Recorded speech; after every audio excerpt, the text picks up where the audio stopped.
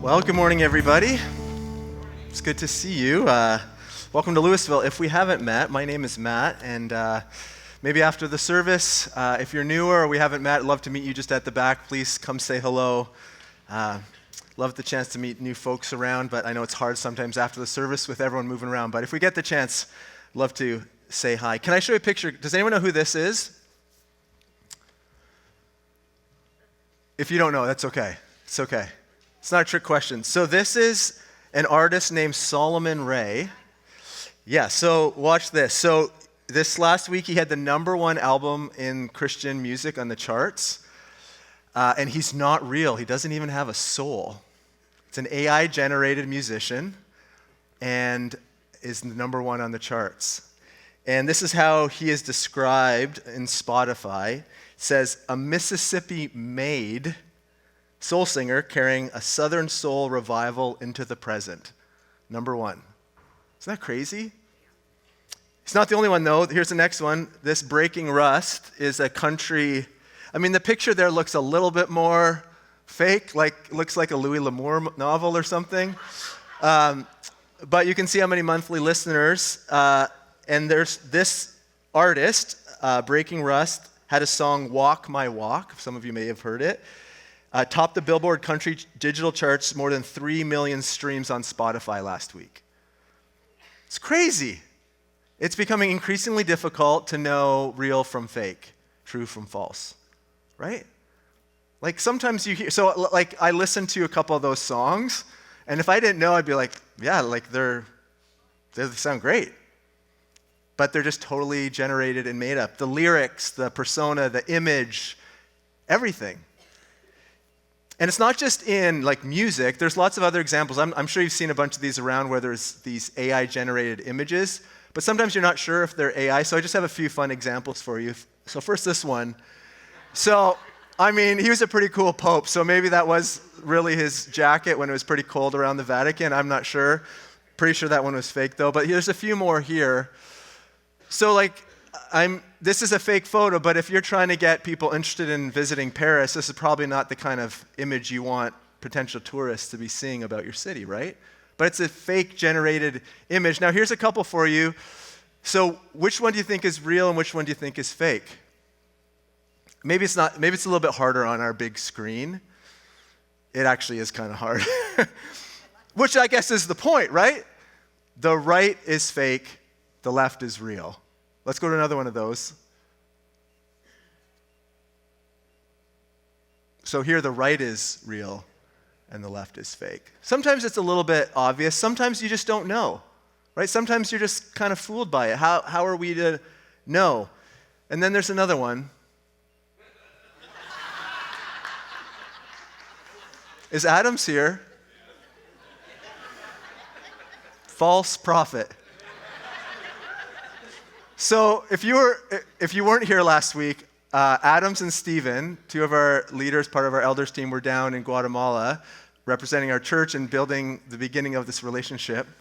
And I was hoping they were going to send a little greeting video that I could show last Sunday, but they just sent me this picture last Sunday morning early with no comments, so I just figured this was them hiking up the volcano, which I knew they were supposed to do. And then afterwards, I get a text after the services, after we had laughed about it and everything, that this is totally fake. So the passage we're looking at today, Jesus warns us about false prophets. Just saying.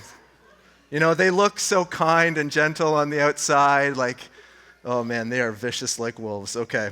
Grab your Bibles. Matthew chapter 7 is where we are today. This is the last week we're finishing up our series, Mountain Manifesto. All fall, we've been walking through the Sermon on the Mount, taking our time. And this is the last week because, believe it or not, next week we begin Advent. We're in that zone now. So this will be our last week together. If you have a Bible, please flip to Matthew chapter 7. If you don't own one or have one with you, there's some available that you can grab at the back. Feel free, or the QR code there can get you so you can follow along with your phone, whatever is easiest for you. While you're flipping, just one quick announcement. Tonight at 6:30 p.m. is our finance meeting here as a church. So would love to have everyone who's here, certainly members, love for you to be here to be a part of our conversation around the 2026 budget. But anyone is welcome to come. Hopefully you got the email this week with some of the preliminary info, and there's more info at the back if you want to grab some on your way out. But hope to see you tonight at 6:30. Okay, in the Sermon on the Mount, we have covered a lot of ground, whether you've been here through all of it or maybe this is just your first week. But Luke, can you bring up the slide? Here are some of the main kind of topics we have covered through all this. We started obviously with the Beatitudes, and generally, for the most part, we did work our way through just as it came. We mixed around a few things, but Beatitudes, what it means to be salt and light, to bring influence and the flavor of Jesus and the light of Jesus into our city. Jesus and the law. Jesus didn't come to abolish the law, but to fulfill the law. We talked about righteousness, inner transformation, that God is more concerned about our hearts than our external actions. We talked about anger, reconciliation, lust, purity, marriage, divorce, faithfulness, oaths, integrity, non-retaliation and enemy love, giving, praying, fasting. Are you doing all those things so that people are watching you? That is your own then reward. Treasures and money, the danger of those, worry and trust, judgment, discernment, ask, seek, knocking, and the narrow way we talked about last week. So we've covered a whole host of things. You know, when we talk about the Sermon on the Mount, this is kind of like the collection of the most important teachings of Jesus all found in one place. And it covers and hits us in all different ways at different times. And so this is the end of it, and this is a really important section where we talk about false prophets, and what does it mean to be a true disciple, and what does it mean to build your house on a solid foundation. And this wraps it all up. So let's read together, and we'll take it a little bit of a section by section and chat about it, and if I can manage our time well, we'll have some chance to have a bit of a conversation and pass the mics around, which I really hope we can. But let's read and get going together. Here we go. Matthew chapter 7, beginning at verse 15, it says this: watch out for false prophets. Adams. Okay. They come to you in sheep's clothing, but inwardly they are ferocious wolves. By their fruit you will recognize them. Do people pick grapes from thorn bushes or figs from thistles? Likewise, every good tree bears good fruit, but a bad tree bears bad fruit. A good tree cannot bear bad fruit, and a bad tree cannot bear good fruit. Every tree that does not bear good fruit is cut down and thrown into the fire. Thus, by their fruit, you will recognize them. You know, we can't see the inner life of the people around us. Like, thank goodness, I guess. We don't know what's really going on inside of each other, but God can. God is the only one who's able to really see what's happening in our internal world, our heart, our soul, the place of our inner being that defines and kind of shapes who we are. God is able to see that, but Jesus says, you got to watch out for false prophets. Because what ultimately happens is it's inevitable that over time, as you pay attention, whatever their internal world looks like will, at one point, find its way out. And he uses this analogy of fruit. So the goodness of the soil of your spirit, of the transformation you may be experiencing with Jesus, eventually you'll see good fruit coming out of that. Good comes from good. But likewise, if it's rotten and dirty and in a disastrous place, then you're going to be producing bad fruit. Again, this is not about judgment. This is about paying attention. Jesus is warning about the false prophets. He's telling us to pay attention to what's going on. The inside will eventually show itself to the outside. Sharon Ring, in her commentary, the Women's Bible Commentary, she writes this. She says, not all who claim inspiration or authority are genuine. The difference between the true and the false is not always evident at first, but will become obvious over time. As the results of their work, whether good or evil, show its real character. By their fruits, you will know them. So have you ever known anyone that you, at first glance, felt like they were a certain way? You're like, that's who that person is. Maybe there's this persona, like the wolf in sheep's clothing. But then over time, as you get to know them a little bit, you start seeing, like maybe that's not really who they are. I'm sure we all have that. You know, like you have this impression of someone, particularly those maybe in more visible public roles. You see them in a certain way. But then if you get a chance to hang out with them, spend time with them over time, you begin to see, they're kind of different. And maybe it's in simple ways as you pay attention to how they treat other people or how they meet someone randomly on the street and the words they use or the way they interact with people. Maybe it's the language they use. Maybe it's the choices of the behavior. Maybe it's the way they treat the server at the restaurant when the wrong meal shows up at the table, or maybe it's the way they interact with their spouse or their kids or those closest to them. You start to say, hey, actually, there's something going on there. There's something that is being revealed that I didn't quite catch. Jesus is warning, watch out for false prophets. Now, when we talk about prophets, in our day and age, that can feel like a bit of a strange idea. Well, what does that mean then? So can I just make sure we're all on the same page? Can we talk about the role of the prophet in this context so that you understand? Luke, yeah, perfect. So generally speaking, prophets then were leaders within the community. They were those that God used to communicate his message to the people in the Old Testament context. So prophets, they spoke for God. They called people back to faithfulness, particularly if they were cycling and in positions of betrayal, coming back towards justice. They had the ability to call out where God was leading things in the future, to remind people and to point people. They were bold, the mouthpiece of God to confront leaders. You remember the prophet Nathan when he confronts David on his sin.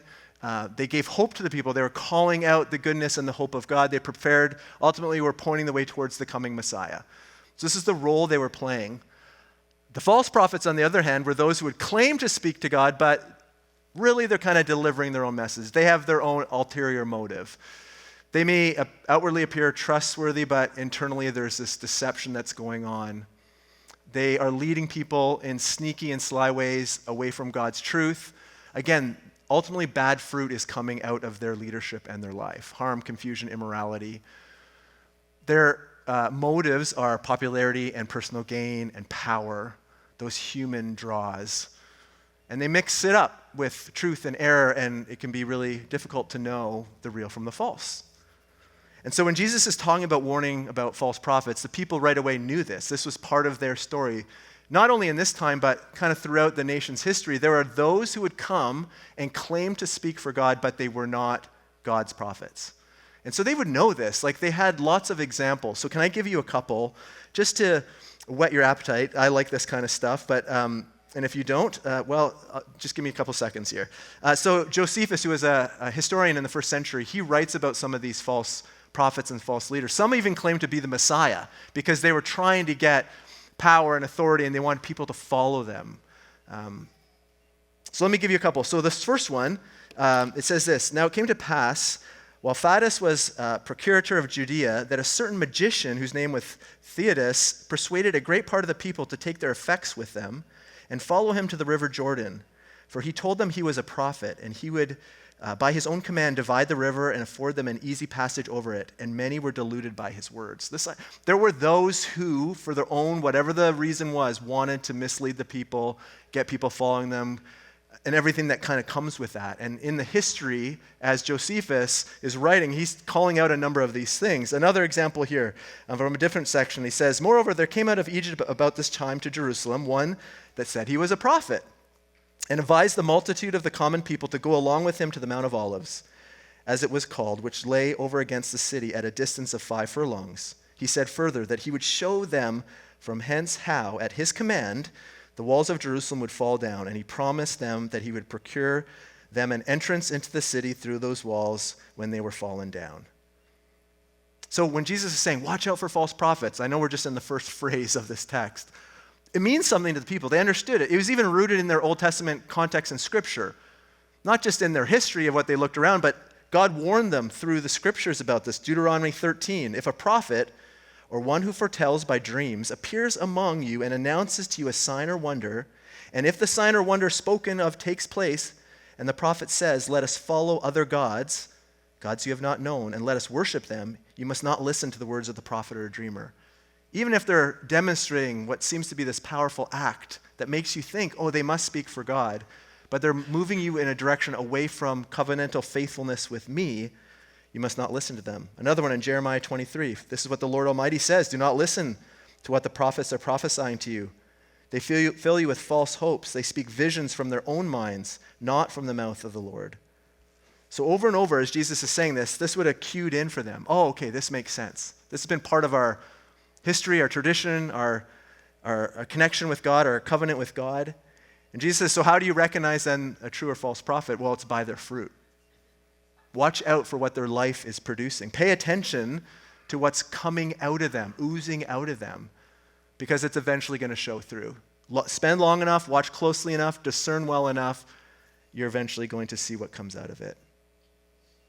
I want to read you a different translation of that same passage from Eugene Peterson's The Message, because I just like the way he says it in a bit of a different way. And we'll do this for each section. He says this: beware of false preachers who smile a lot, dripping with practiced sincerity. Okay, feeling a little bit... chances are they're out to rip you off in some way or another. Don't be impressed with charisma, look for character. Who preachers are is the main thing, not what they say.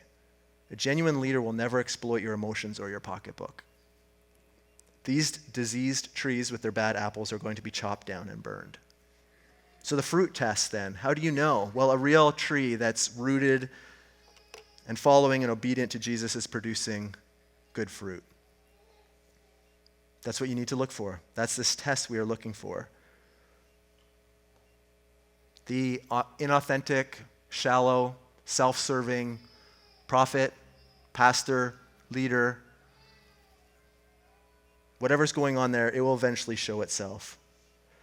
John Stott says, the impression given by these false prophets is that they belong to the flock, for they wear sheep's clothing. But actually they are predators, wolves disguised as sheep.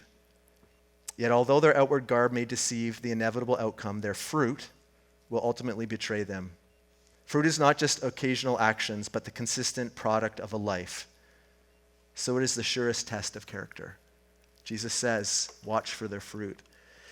I remember the first time I got a job at a church in 2002, I was terrified of my past catching up with me.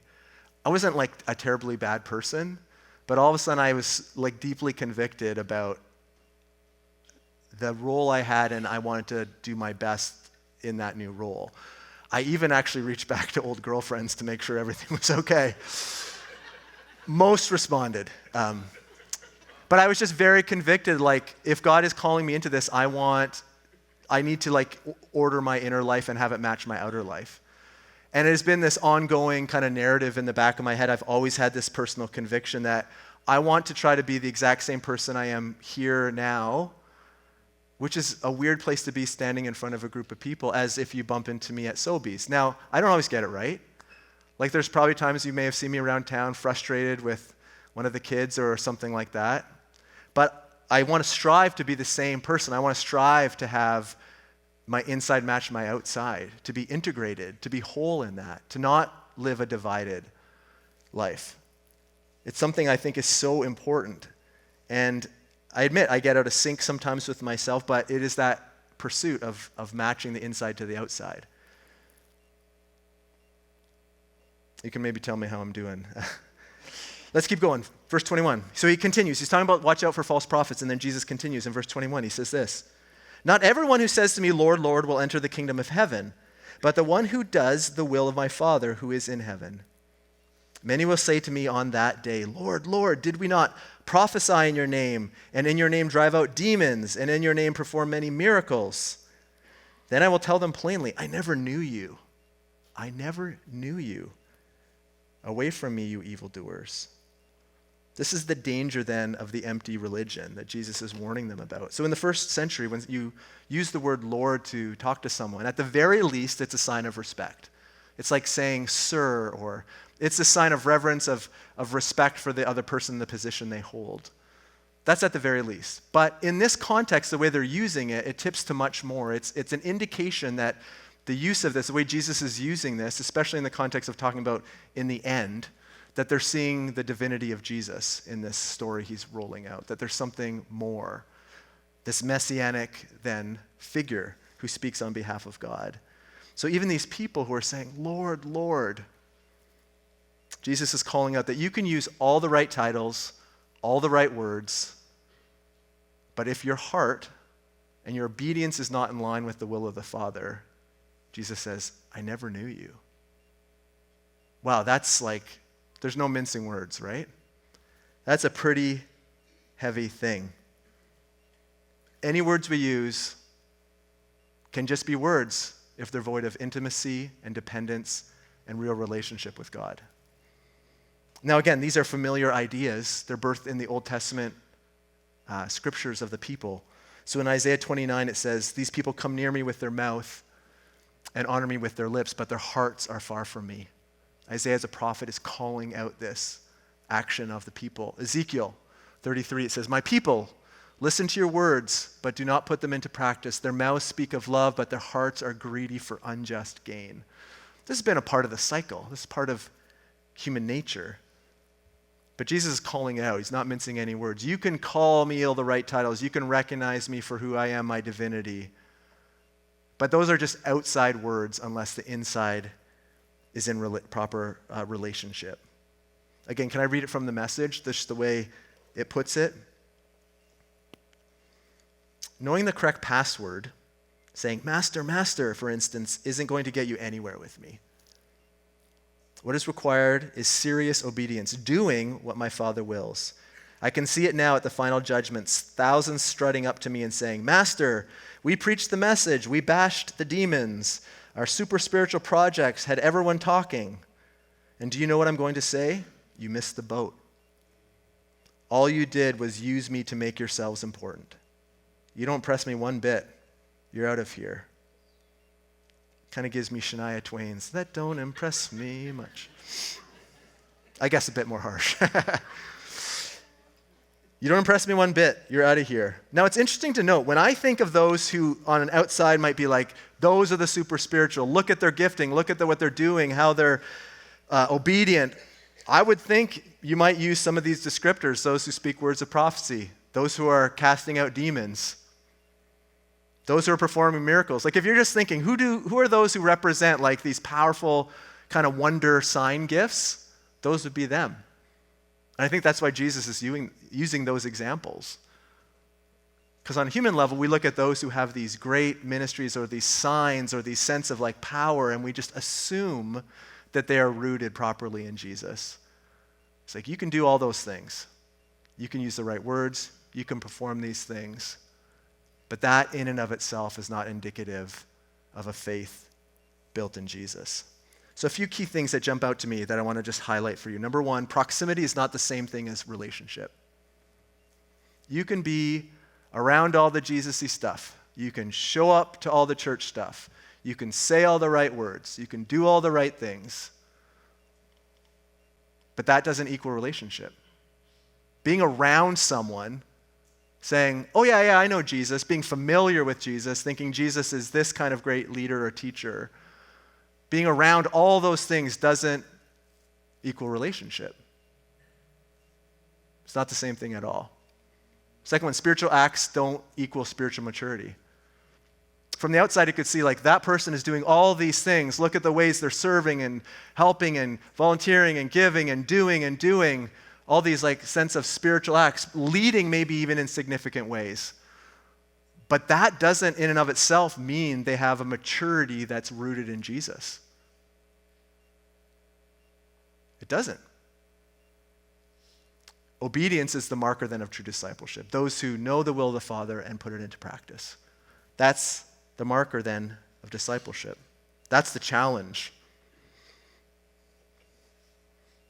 Two quotes from this week as I was studying and reading that jumped out to me I'd love to share with you. First, Craig Bloomberg says this. Astonishingly, Jesus declares that neither verbal profession nor spectacular spiritual achievements can substitute for obedience to God's will. He thereby condemns both nominal Christianity and superstar leaders who may even be self-deluded into thinking they are true followers of Christ. Let us not be deluded, right? And then Bonhoeffer, not everyone who says to me, Lord, Lord, shall enter the kingdom of heaven, but he who does the will of my Father. Even if the confession be made with fervor and dedication, even if it be accompanied by miraculous acts and deeds of charity, the decisive question is whether the will of God is done. The word of Christ strips them of their illusion. The question is not whether they do mighty works, but whether they do the will of the Father. Okay, let's keep rolling here. Verse 24. Which is a passage we used to start this whole series back in September. So back to it here again. Therefore, everyone who hears these words of mine, Jesus says, after everything he's just been teaching them, all these themes and topics, He's now bringing it all together. Therefore, everyone who hears these words of mine and puts them into practice is like a wise man who built his house on the rock. The rain came down, the streams rose, the winds blew and beat against that house, yet it did not fall because it had its foundations on the rock.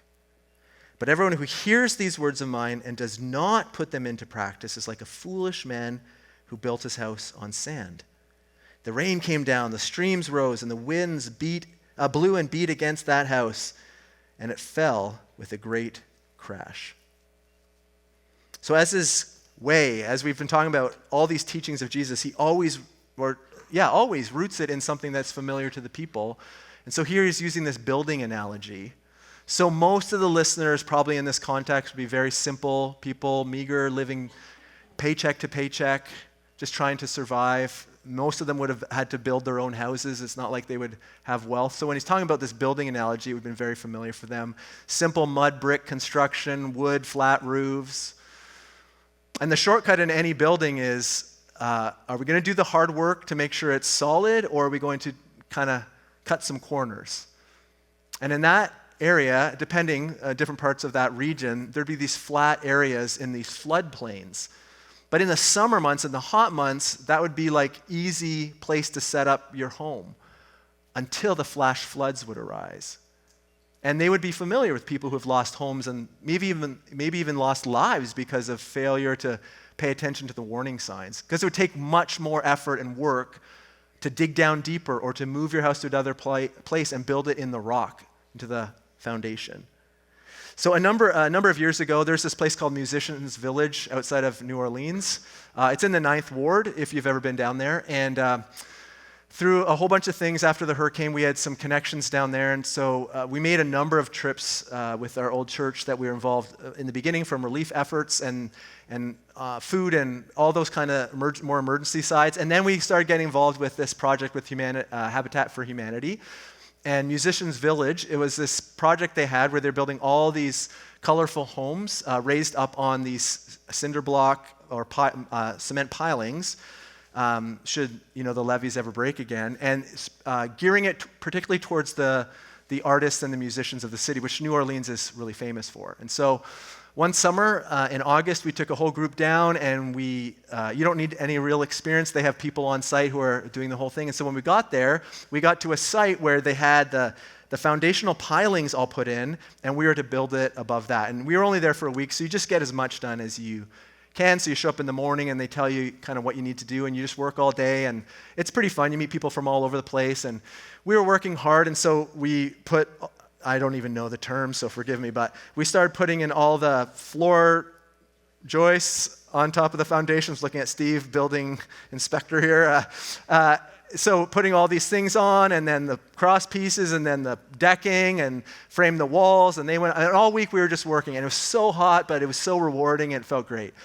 And then on our last day, the whole kind of area-wide site supervisor shows up, and he starts talking to our local guy who's on our site, and they're just talking and kind of looking around, and then it kind of goes on for a little bit, and then you're like, oh man, I knew I wasn't great with the hammer, but was it that bad? Like, what's happening here? And then they start measuring, and they start looking at plans, and that's when we knew like something's not going great. And so then they pulled me off to the side. I think they didn't want to discourage our whole team, and they said, you guys have done awesome, but as soon as you leave, when your team won't see it, we have to pull this whole thing down. And I was like, what happened? And they said, well, it's not your fault, but the people who put in these foundation pilings put them at the wrong distance. And so the way you framed it, which is right, but because the foundation is wrong, the hallway going from the kitchen back to the bathroom and the bedrooms would only just be about 2 feet wide. They just didn't space them properly. So it was the people who poured the foundation. It was their fault, but we don't want to discourage your team on it. I can't remember if I told them about it or not. I don't know. But just thinking like, oh man, all that effort and work, but you can't build a house on the wrong foundation. It just doesn't work. Now that way it was just like you wouldn't be able to carry a wide load to your bathroom, I guess. But Jesus is using this whole idea of this foundation. It really matters what you're building yourself into, the foundation you are using. And the people would have been so familiar with it. This was, for Jesus, this wake-up call for the people. You need to watch out for these false prophets because they appear like sheep, but they're actually wolves seeking to mislead you and devour you. The true disciples, these false disciples, God doesn't measure it the way we do by looking at these external actions and these leadership roles or these miracles or things they perform. And the foundation, it really matters what you drill into here. If it's going to be a home, a house, a spiritual life that lasts. Because it's not if storms come, it's when the storms come. And an insufficient foundation may seem okay until the storms come. And then they're revealed to be insufficient. It's clear that you can have a superficial, saying the right words, going through the right motions. You can live in that kind of way. And maybe others would say, well, it looks like, again, it's not about judging, but it's about recognizing. And Jesus has no time for it. He's calling it out. That there has to be this integration between the inner world where only God can see, but also the fruit that's then produced from your life. And then verse 28, he wraps it all up. Kind of drops the mic, closes it all off, and he says, when Jesus had finished saying these things, the crowds were amazed at his teaching, because he taught as one who had authority and not as their teachers of the law. Often rabbis and teachers in those days would reframe understandings of old rabbis' teachings and just kind of add to it a little bit and build it on that. But Jesus is this brand new way. You have heard it said, but I say. He's reintroducing what right relationship with God looks like. And he uses these last 3 sections to help kind of rip off the Band-Aid and says, you can pretend, you can say the right words, you can fool others, but you're not going to fool me. Only those who do the will of the Father, who build their life on the foundation, will last and stand through the storms. Okay, let's hold it off there. Love to get you guys chatting with each other if you're new or visiting or whatever. We're just going to give you a couple minutes here to talk to maybe a neighbor about something that jumps out, stands out to you. And then I'll call you back together and we'll pass some mics around. I'd love to hear if there's any thoughts that are stirring, and we'll listen to each other and then we'll wrap up. So if you don't want to talk, obviously you don't have to. You can grab coffee or just kind of sit quietly, but invite you to have some conversation with each other and then we'll open it up, okay? I'll watch the clock. Go for it. All right, I'm going to call you back together. Do we have a couple mic runners available to help us out here? They're coming. Yep, yeah, throw up your hand. Farron over here. Thanks. And if there's anyone on this side, just throw up a hand. Mark will get the mic over to you. Morning. Good morning. So I'm just going to share something that I felt while I was reading and you're preaching. I came from a different country. I came from Jordan, and it was written in there already, but in Jordan is completely different than in Canada. There's a lot of different religions and a lot of different people that preach and worship other than Jesus, right? But it's just like there's 3% Christianity now in Jordan after 2025 years after Jesus, right? But I just thought that I am so blessed actually to be raised and born in a Christian family, because it's so hard to hear about Jesus when there's so much chaos and trying to make you distant from the word of Jesus. There's a lot of people who know Jesus, but they're never gonna say that he's the way and he's the truth, right? So I just feel like we're blessed to know Jesus and to know that he's the way and he's the truth. Not every Christian person does the right things, but we're working on it. Mm-hmm. That's it. Yeah. Thank you. Yeah, thank you for sharing that. That's great. It's really good. Thank you. Someone else, jump in.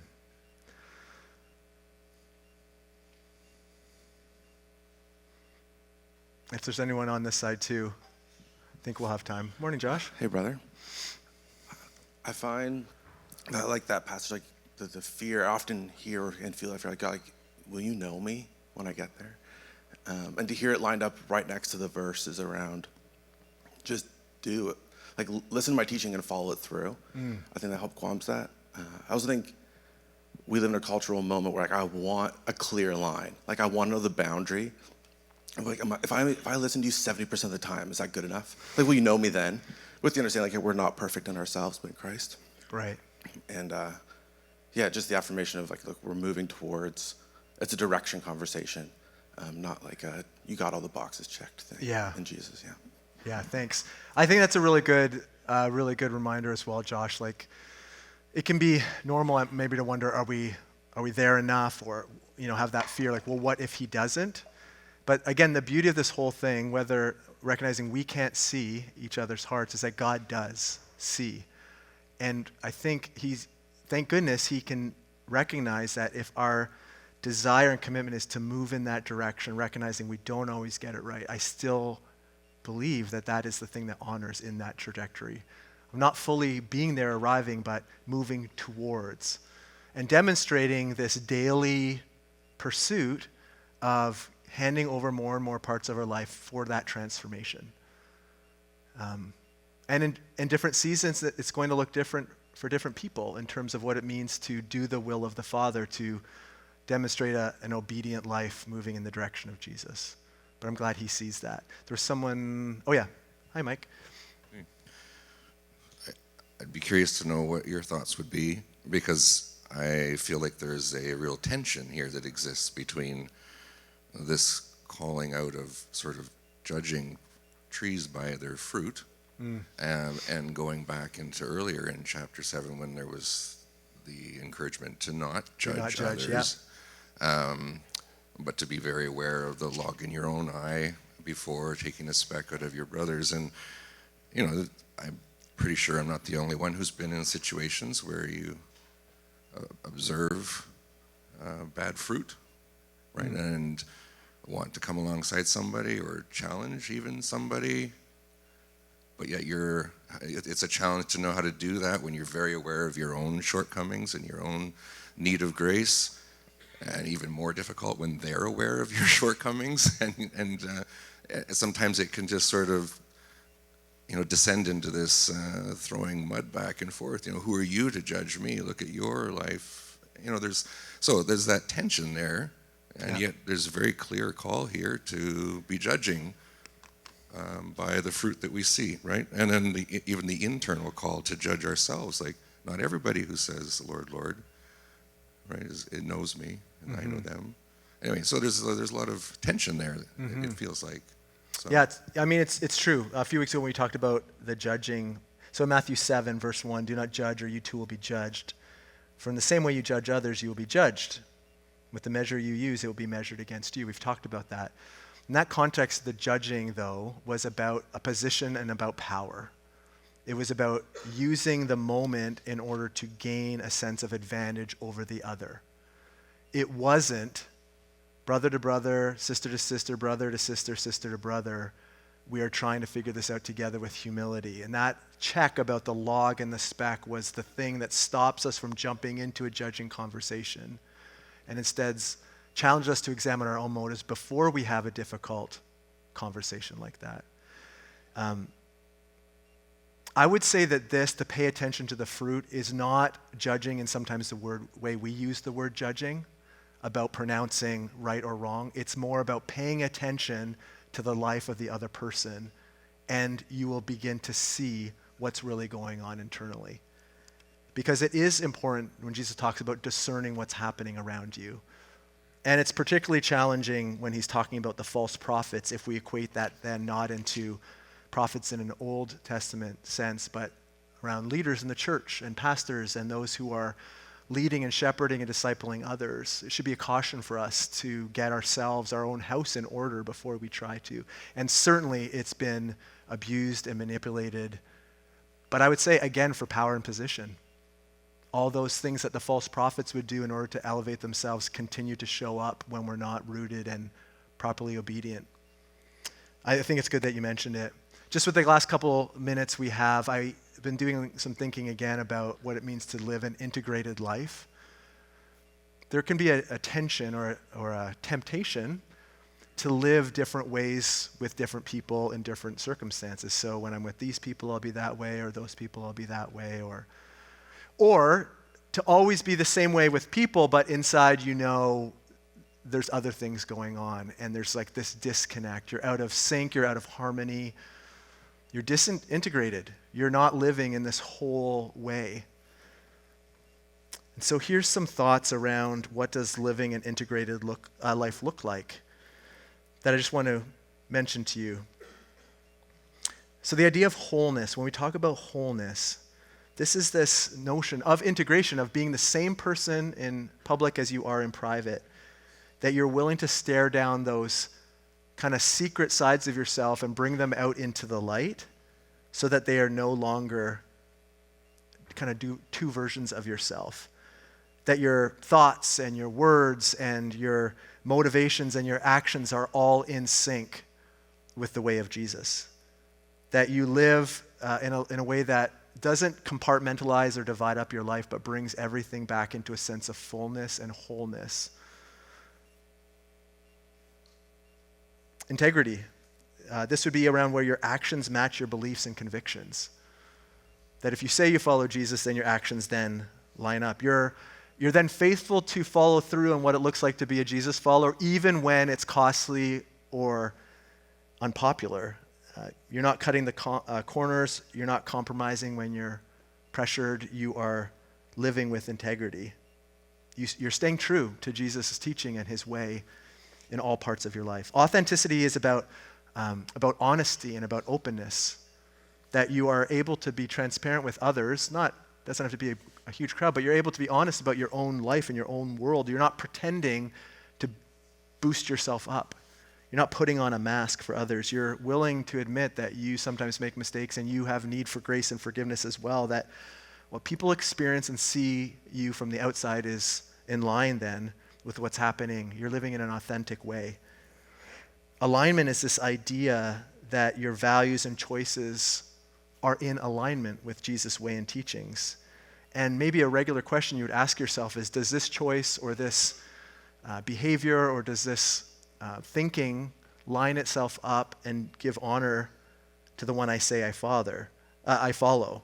Does it line me up? It's not about context. It's not I'm a Sunday follower of Jesus or I'm a Wednesday follower of Jesus, but it's through your whole life. It's through all your actions. You're moving in the direction of full alignment where the priorities of the kingdom, the priorities of Jesus are your priorities. And rootedness, this is this idea of your foundation, of whom you are connected to. You're steady, you're grounded. Even in tough situations, you are working to establish firm spiritual roots that go down deep, that when the storms come, you can handle it. You are anchored in your faith, in Jesus. And I want to live in an integrated way. It's exhausting to try to pretend and put on masks and be different things for different people. And Jesus is calling us to a wholeness, a fullness that we have in him. And the life that we then experience when we are free to let go of all those masks and all the pretending. So I guess the question as we are wrapping up this whole series where Jesus has led us through all these different topics is, how would you say you're doing when it comes to living this way? What kind of fruit are you producing if you had to just think to yourself for a minute? Is it a mixed bag? Are there things where you're like, oh, that's a glaring thing I'm aware of even in this moment right now that I probably need to face down and deal with? What kind of fruit are you producing?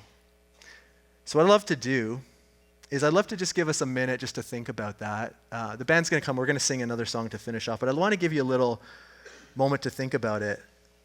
And let me prompt you with a few questions. Do you feel that you are the same person in private as you are in public?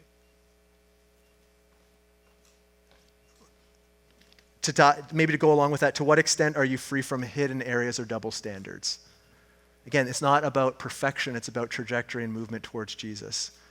And I think as we become aware of places in our life that need some work, need some tilling and digging up and need to be talked about and we maybe need to confess and we need to ask for forgiveness, that's a good sign. If you're willing to even think that way, that is a really good sign.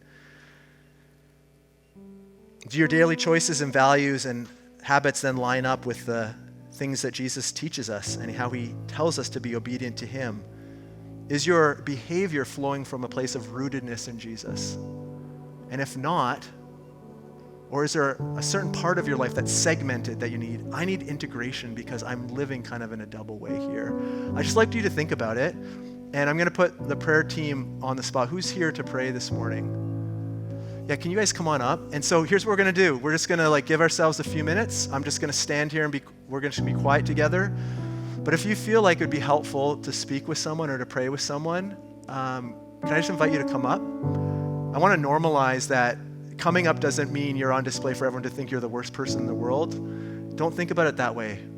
Don't let the perception of what others might think. But if Jesus is prompting you in this moment to deal with something, if you're carrying something that's been really heavy and you need to talk with someone or ask someone to hear you and to pray for you, or if there's a part of your life that feels out of sync, out of harmony and alignment with the way of Jesus that you just want to talk with someone about, or even if you want to come up and you don't want to say anything because that's just too raw, then just come up and we'll trust these folks just to pray in a general way over you.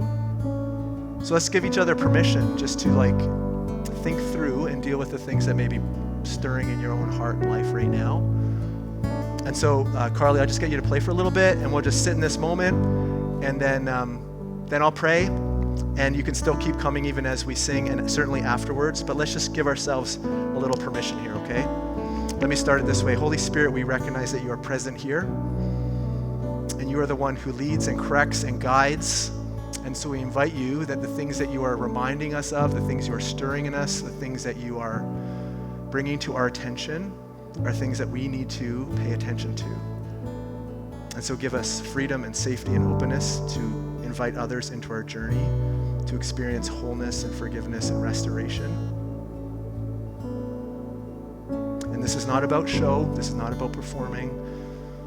So God, just hear our hearts and hear our words that this is just us humbly coming before you, God, and asking that you help us to be true apprentices, true followers of Jesus, obedient to your call. So we wait on you in this moment.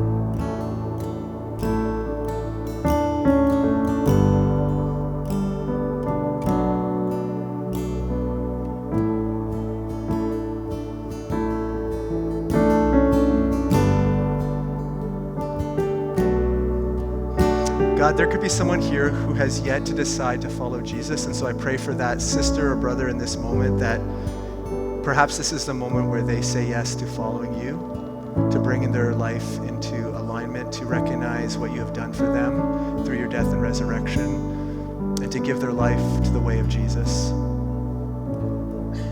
So keep drawing, keep working, keep moving in us. For those of us, Jesus, who've been following, keep us soft and humble that we still have work to do. But thank you for your grace and your faithfulness and your love that you keep inviting us forward to surrender parts of our lives that are hard and maybe rooted in the wrong things. So work those up in us, move us forward. And God, thanks for being so kind and gracious to us.